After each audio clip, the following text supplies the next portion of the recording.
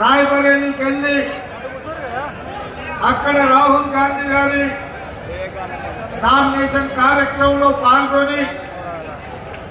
అక్కడి నుంచి మళ్ళీ బయలుదేరి హైదరాబాద్కి వచ్చి అటు నుంచి ధర్మపురి పోయి అక్కడి నుంచి బై రోడ్ ఆలస్యమైనా ఏది ఏమైనా ఎదురు చూస్తున్న మీకోసం ఈరోజు సిరిసిల్లకు రావాల్సిందే అన్న ఆలోచనతోటి ఇంత ఆలస్యమైన మీ దగ్గరికి వచ్చిన ఇన్ని గంటలు ఎర్రటెండ నుంచి సింహ చీకట్లు పడ్డా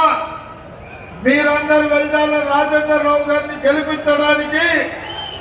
కాంగ్రెస్ పార్టీకి అండగా నిలబడడానికి వేలాదిగా ఎదురు చూస్తున్నందుకు మీకు అందరికీ మనస్ఫూర్తిగా ధన్యవాదాలు, కృతజ్ఞతలు.